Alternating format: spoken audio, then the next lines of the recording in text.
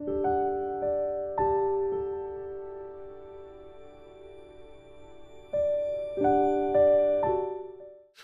전하는 말씀의 제목이 있습니다. 우리 한번 같이 한 음성으로 하겠습니다.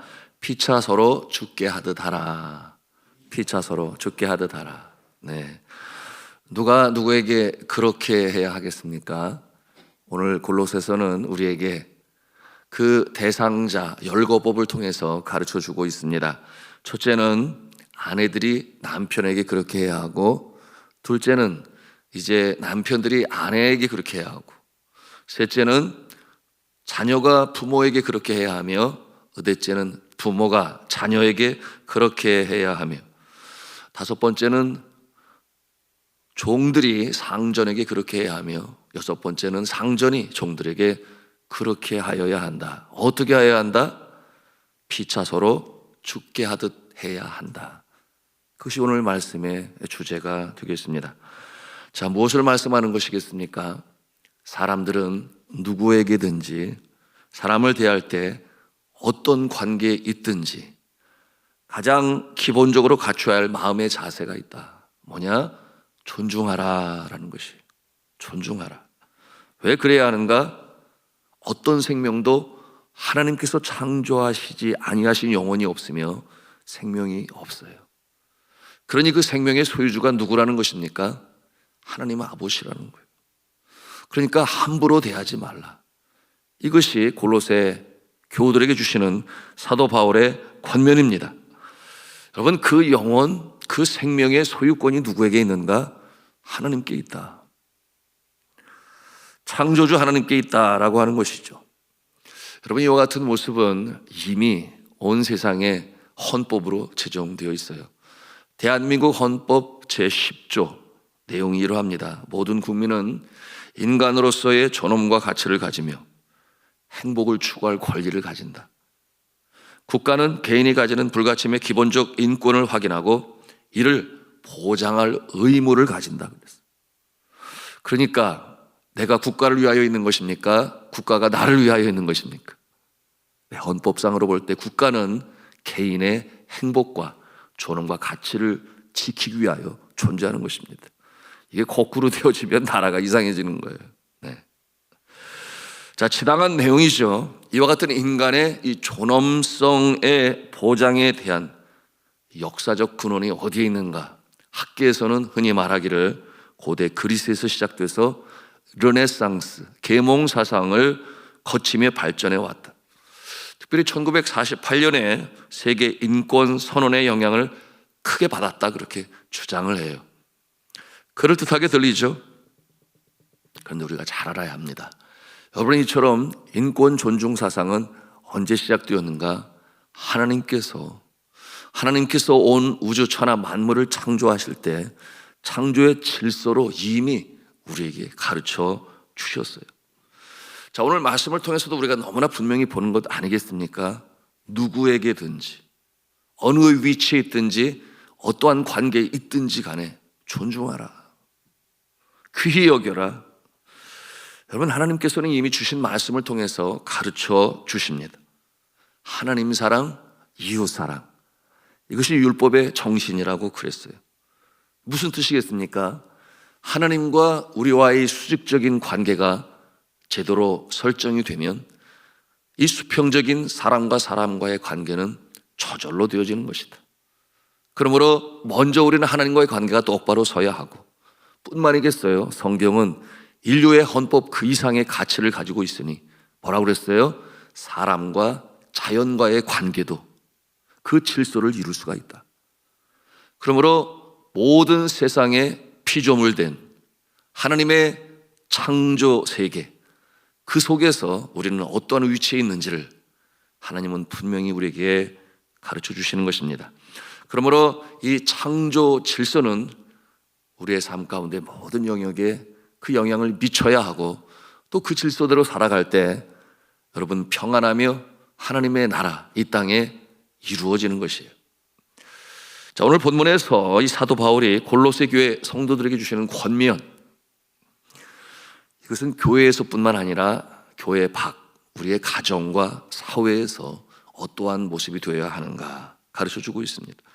자, 본문 말씀으로 들어가겠습니다. 그 주제가 피차 죽게 하듯 하라 것이기 때문에 여러분 18절에서 이 아내에게 주시는 말씀, 짝을 이루어야 하겠죠. 그래서 19절의 말씀 이렇게 같이 동시에 읽어야지 하나만 읽어놓고 나서 그 다음 편을 읽지 않으면 이 또한 이상한 해석이 돼요. 그러므로 18절과 19절을 같이 읽어야 돼요. 우리 같이 읽겠습니다. 시작. 아내들아 남편에게 복종하라. 이는 주 안에서 마땅하니라. 남편들아 아내를 사랑하며 괴롭게 하지 말라. 아멘. 아내는 남편에게, 남편은 아내에게 서로 잘하라는 거예요. 서로. 어느 한쪽으로 치우치면 아니 된다. 자, 그 사용한 단어는 아내는 남편에게 복종이요, 남편은 아내에게 사랑이라고 했어요. 이 뜻이 어떤 내용인지 부부 되신 분들은 잘 알아요. 설명이 필요 없어요. 이 뜻이 무슨 뜻인지 잘 알지 않습니까? 이런 격언이 있죠. 손뼉도 마주쳐야 소리가 난다. 여러분, 이 속담은 참 특이하게도 부정적인 면과 긍정적인 면이 같이 담겨 있어요. 그러므로 첫째 의미는 무슨 일을 하든지 혼자서는 이루기가 어렵고 반드시 두 사람이 협력해야 일을 성취할 수 있다. 손뼉도 마주쳐야 소리가 난다. 그러므로 그 모습은 부부도 그래야 한다라고 하는 면을 볼 수 있어요. 손뼉도 마주쳐야 소리가 난다. 서로 협력해야 된다. 그런데 부정적인 면이 있죠. 둘째 의미, 두 사람이 싸우는 것은 양쪽이 모두 잘못했기 때문이다 라고 하는 것을 또한 의미하고 있어요. 그러므로 한쪽이 일방적으로 잘못한 것은 아니다. 여러분, 이것이 우리의 부부의 모습을 보여주죠. 남편은 못나도 한 가정의 제사장이에요.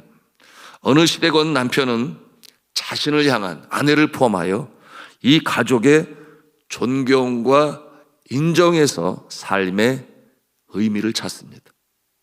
그래서 아내를 포함하여 가족, 자녀들 자신을 존중하고 존경하고 인정해주면 어떻게 해요? 곰처럼 아주 뼈 빠지게 일을 해요. 그러면서도 그것이 행복인 줄 알아요. 그것이 남편의 모습이에요. 여러분, 그런가 하면 아내는 어떠합니까? 아내로 택함을 받았으니. 너무 중요하죠. 아내로 택함을 받았기 때문에. 그러므로 남편의 따뜻한 사랑과 보살핌, 그 따뜻한 사랑과 보살핌 때문에 삶의 의미를 갖습니다. 그래서 어떻게 해요? 헌신해요. 헌신합니다. 자녀 양육이든 시부모 공양이든 여러분, 가난 속에서도 마다하지 않고 헌신해요. 그렇습니다. 존경까지는 아니더라도 부부는 인정과 사랑으로 피차 서로를 존귀히 여겨야 하겠습니다.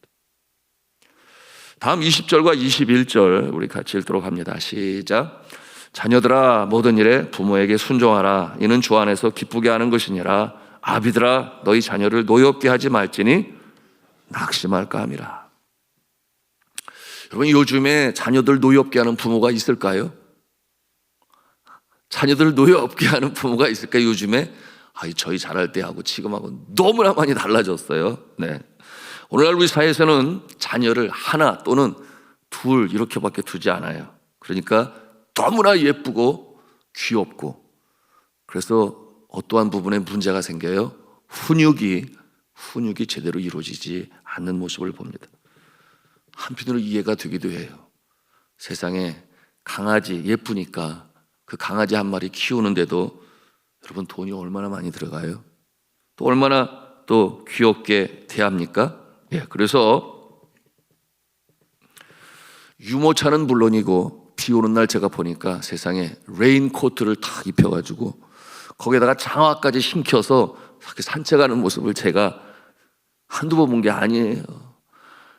이렇게까지 강아지를 사랑할 줄은 제가 예전에는 미처 몰랐잖아요. 어릴 적에는. 그러니 이 짐승도 그런데 이 사람인 내 자녀는 얼마나 예쁘고 귀엽고 사랑스럽습니까? 소중하죠. 그래서 잘못해도 그냥 넘어가고, 못되게 굴어도 따끔하게 훈육을 하지 아니에요. 그래서 땡깡을 부리고 안 들어주면, 자기 손을 안 들어주면 세상에 엄마를 때리는 그런 아이도 있어요. 제가 텔레비전 프로그램을 보니까 그 아이를 어떻게 가르쳐야 되나 이런 프로그램 내용으로 나오더라고요. 엄마를 때려요. 그 모습이 어떻게 돼요? 학교에서는 선생님에게 대들고, 자기중심적으로 자라나서 소위 안하무인. 그래서 배우자를 찾을 때도 어떤 자를 찾아요? 자기만 우애해주는 자를 찾아요. 결혼하기도 참 쉽지 않고, 그런가 하면 결혼을 하더라도 그 모습이 그렇게 자주 소원해집니다. 그런데 골로새서를 쓸 당시 이 사회는 여전히 보수적이었죠. 그러므로 로마 제국에 원치 않게 태어난 아이는 내버리고, 그리고 약하고 기형적인 아이는 죽였어요.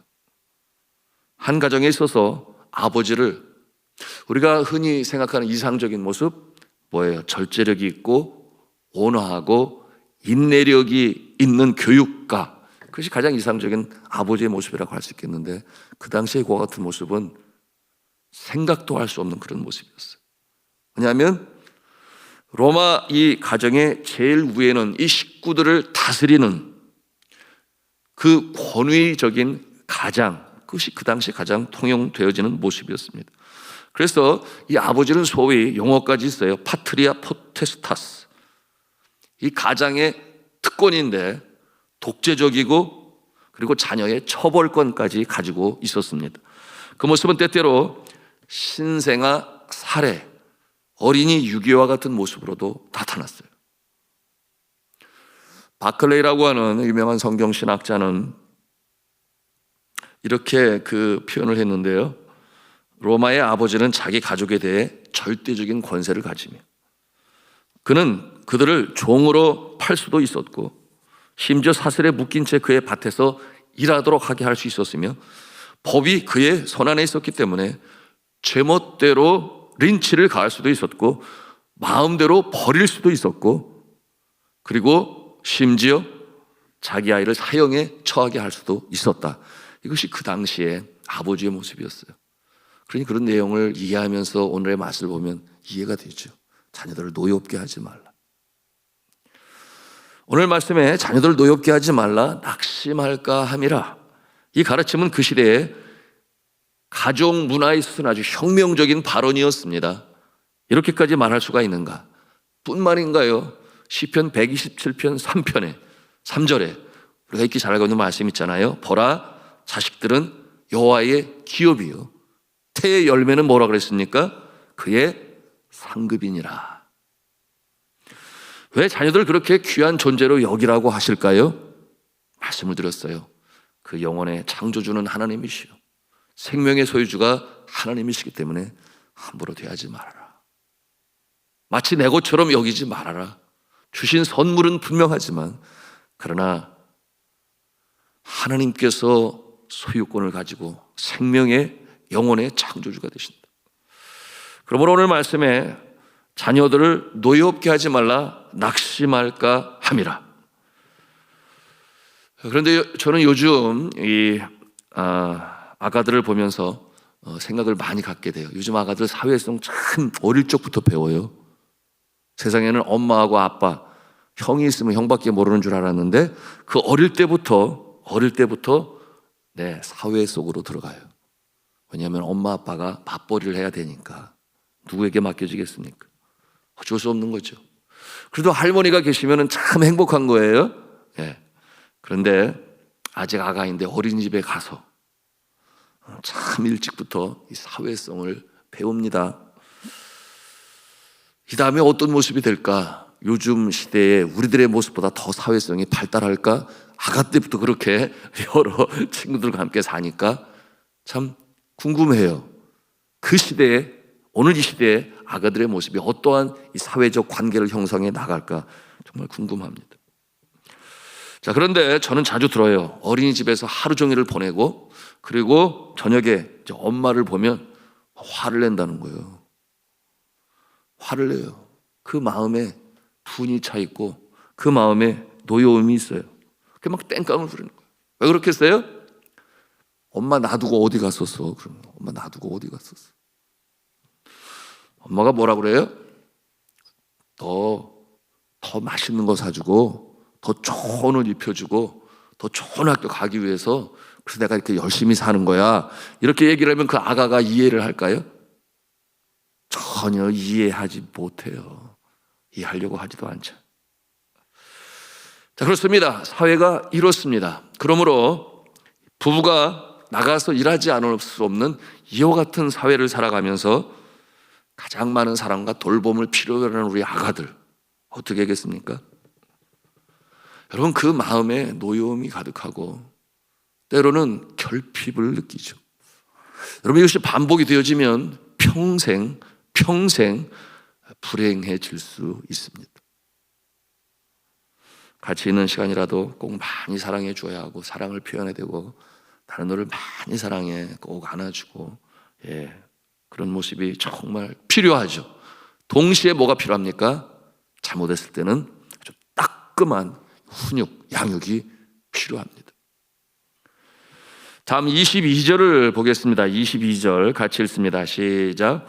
종들아 모든 일에 육신의 상전들에게 순종하되 사람을 기쁘게 하는 자와 같이 눈가림만 하지 말고 오직 주를 두려워하여 성실한 마음으로 하라. 함께 짝으로 이루어진 구절이 있죠. 네, 골로새서 4장 1절 말씀인데 우리 같이 읽겠습니다. 시작. 상전들아 의와 공평을 종들에게 베풀지니 너희에게도 하늘에 상전이 계심을 알지어다. 종은 상전에게 이렇게 해야 된다라고 하는 교훈을 주고 있습니다. 오늘날에는 종은 없어요. 그런데 상전은 있어요. 그렇지 않습니까? 흔히들 사회에서 말할 때 갑을 관계, 그렇게 긍정적인 표현은 아니죠. 다시 말하면 고용주와 고용인의 관계가 있습니다. 이 양편에 따로 서 있는 듯한 이 관계가 공통점으로 가지고 있는 것이 있으니 있어야만 한다라고 주시는 말씀이에요. 그게 뭐냐 하면 오늘의 말씀의 주제인 것처럼 피차 서로 죽게 하듯 하라. 이 말씀을 주시는 거예요. 상전이 종에게, 종이 상전에게. 자, 3장 20절 말씀 같이 읽도록 합니다. 시작. 무슨 일을 하든지 마음을 다하여 죽게 하듯 하고 사람에게 하듯 하지 말라. 죽게 하듯 하고 사람에게 하듯 하지 말고 죽게 하듯 하라. 여러분, 이것은 먼저는 당시 종이 상전에게 취해야 할 자세였던 것입니다. 왜 그렇게 이 말씀을 그들에게 주시는가? 그 이유가 있어요. 그 내용이 이제 22절에 언급합니다. 뭐라고 그랬어요?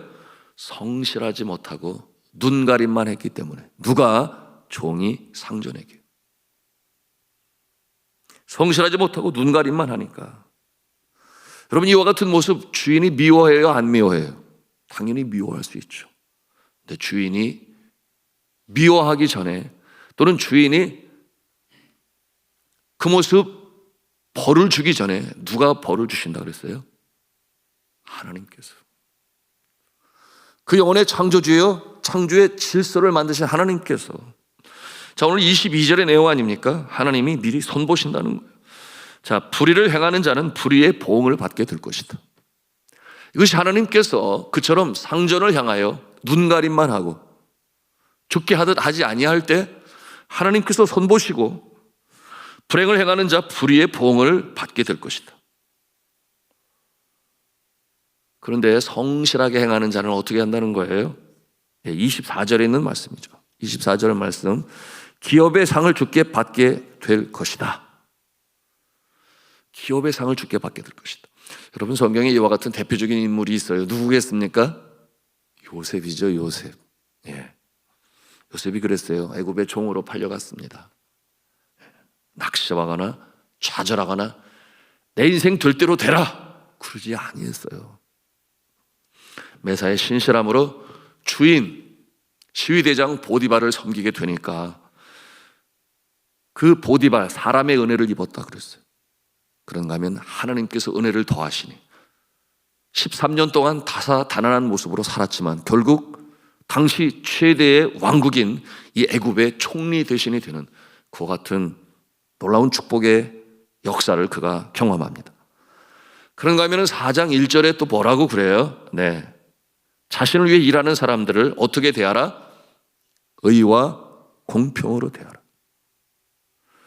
그것이 어떻게 이루어질 수 있는가?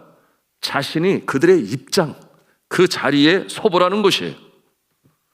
이 말씀을 우리에게 주시니 너희가 그 종의 위치에 서보라. 그들을 이해할 수 있을 것이다. 실제적으로 너에게는 상전이 있으니 그 상전이 어디에 있다고 그러는 거예요? 하늘에 계시다. 하늘에 너희의 상전이 있으니 그 상전 아래에서 너희는 종의 모습을, 그 모습을 알 수 있지 않느냐? 경험할 수 있지 않느냐? 하늘에 계신 상전 하나님을 신실함으로 성실함으로 섬길 때 눈가림만 하지 아니하고 사람에게 대하듯 하지 아니하고 죽게 대하듯 할 때 하나님께서 어떻게 하신다는 거예요? 그에게 복의 복을 더하신다. 그러므로 피차 서로 죽게 하듯 하라. 여러분, 이와 같은 모습은 모두에게 주시는 것입니다.